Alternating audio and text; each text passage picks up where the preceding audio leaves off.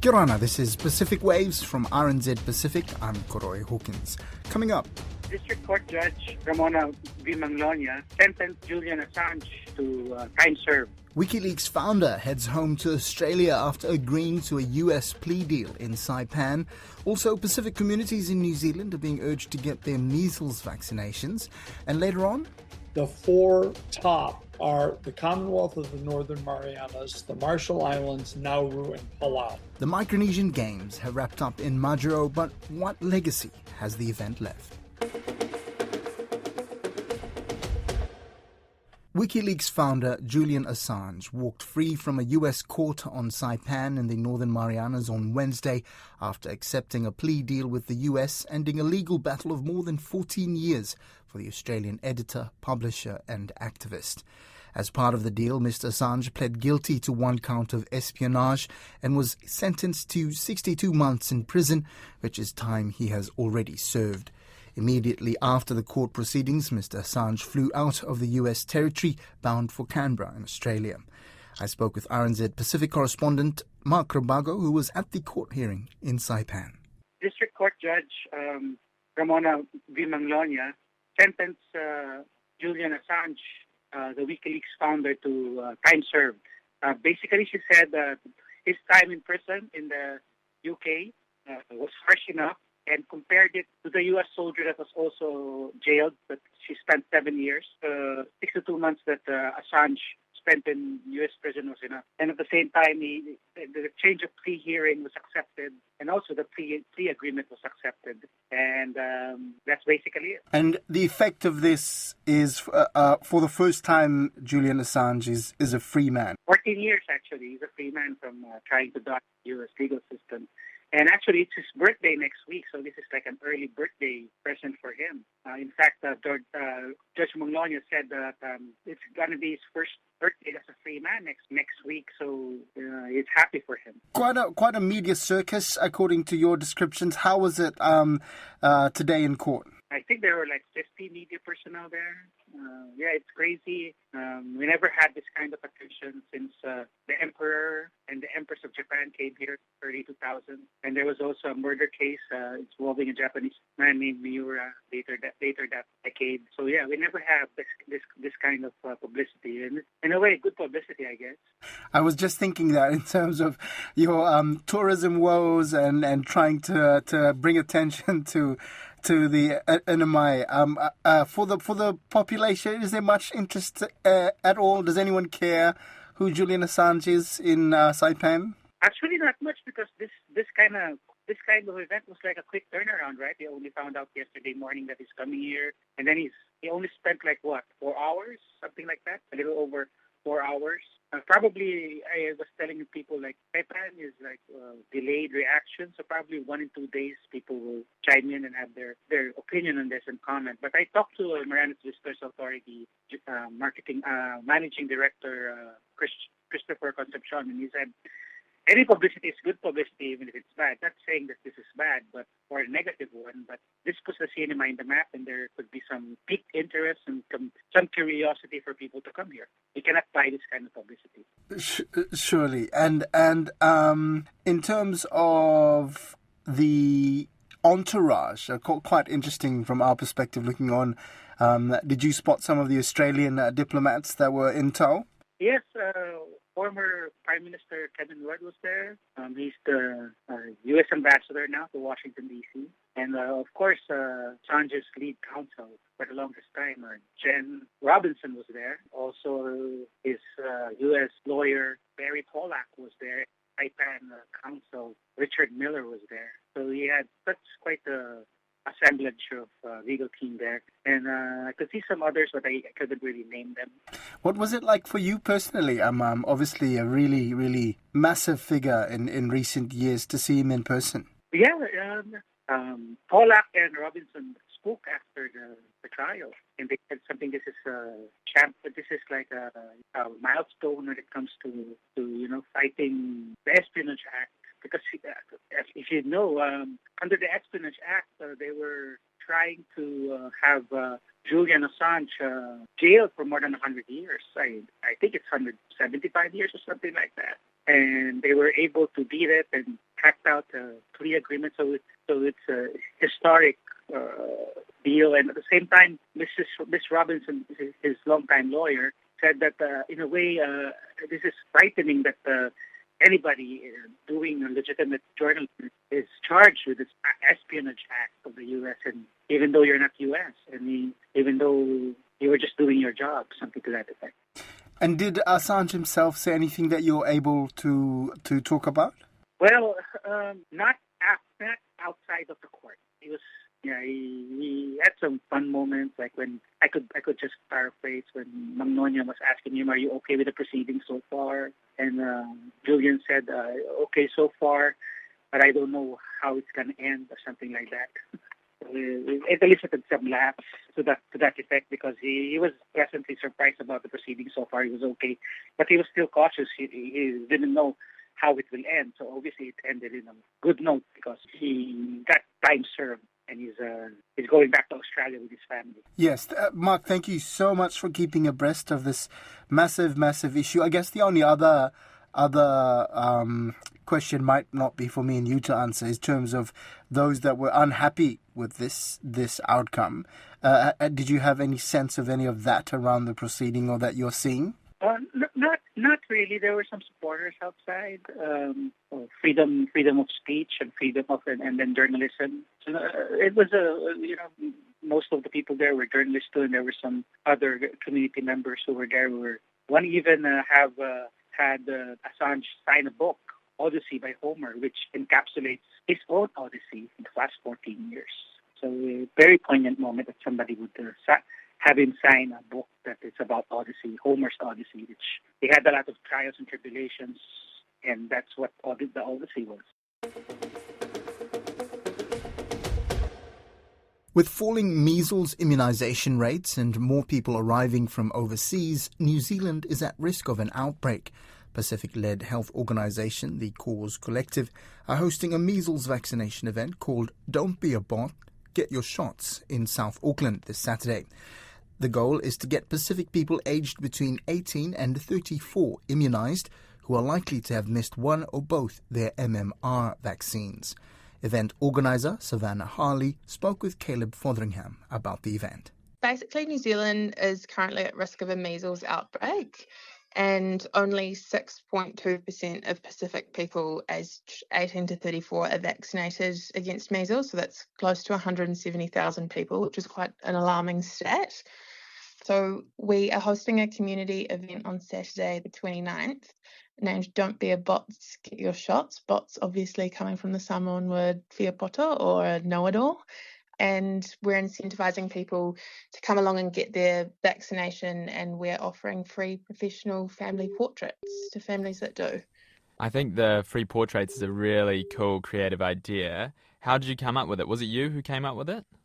Yes, it was. So obviously they're a centrepiece in most Pasifika houses, sort of donning the walls with ulas and leis. And so, I just realised it's quite expensive to get them done, and we are targeting quite vulnerable communities who probably don't have disposable income for them. So it was a nice way to give back to our community while helping our community help each other. Yeah, for sure.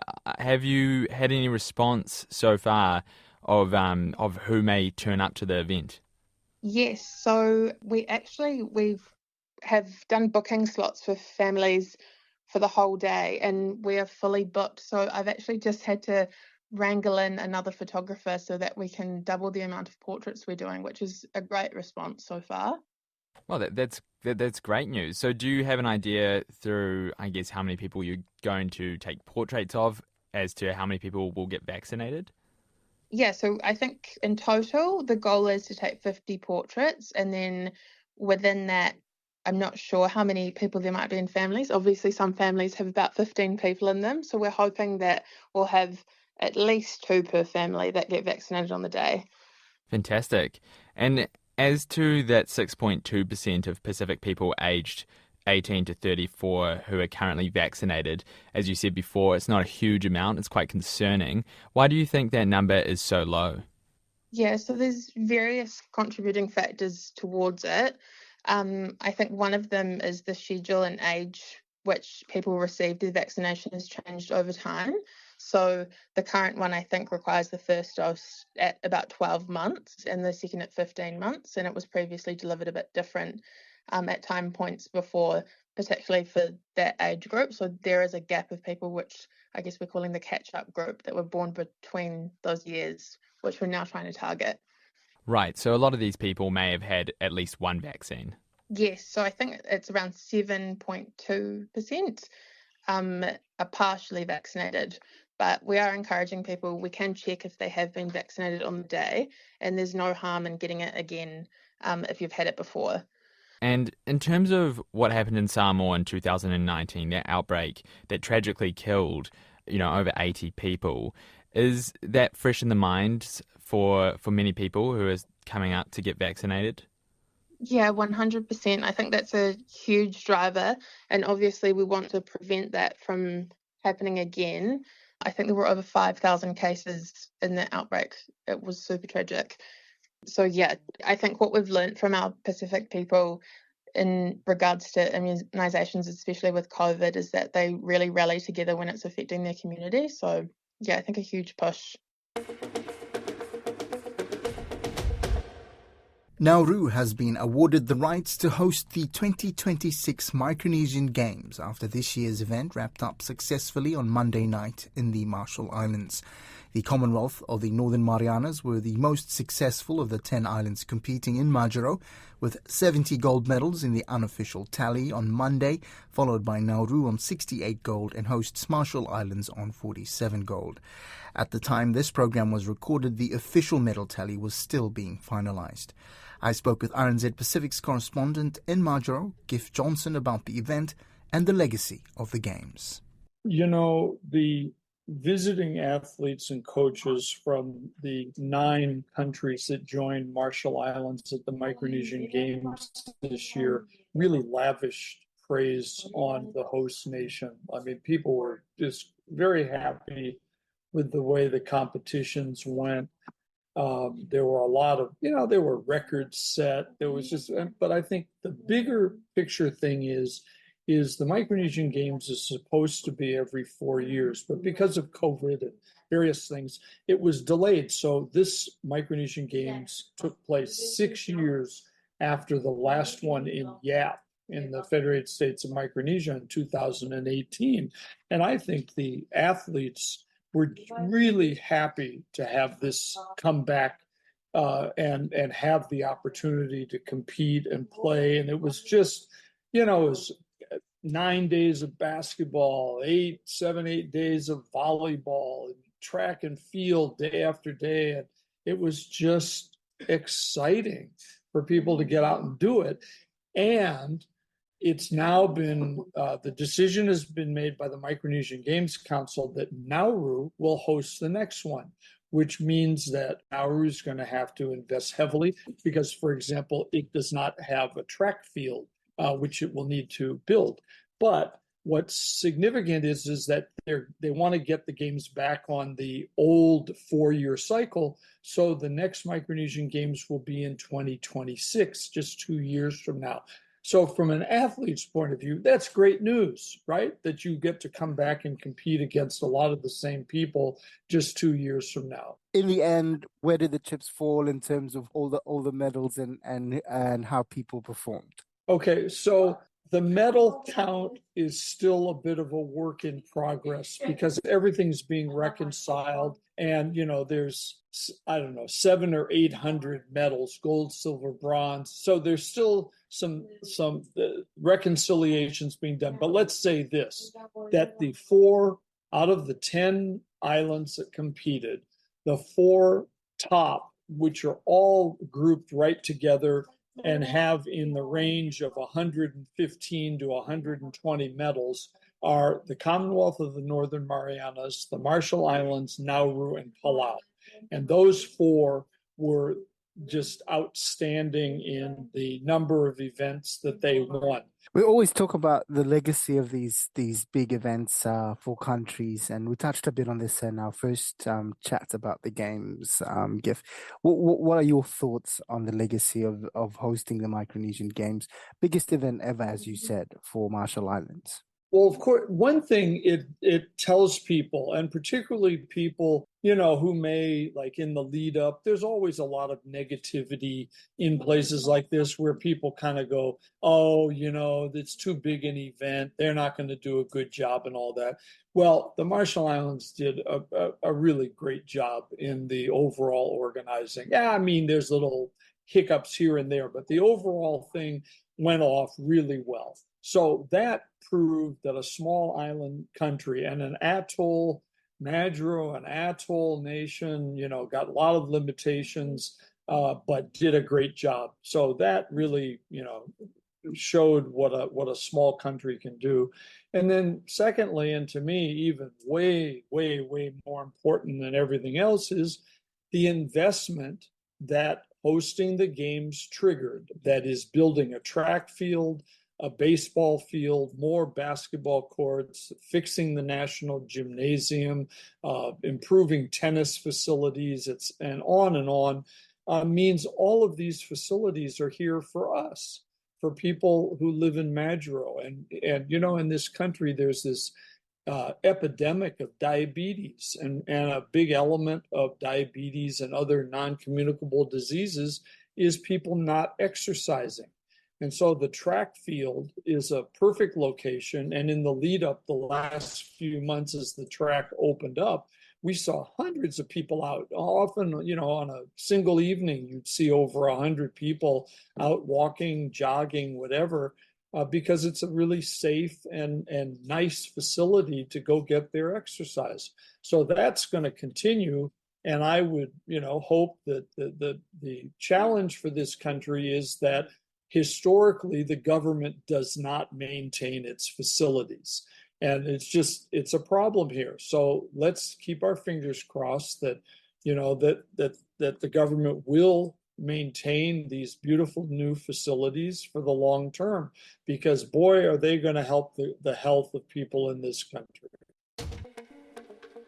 That's Pacific Waves for today. To listen back, head over to rnz.co.nz/Pacific. We're also on Spotify, Apple, and iHeartRadio. From myself and the RNZ Pacific team, Tōwha Soifua.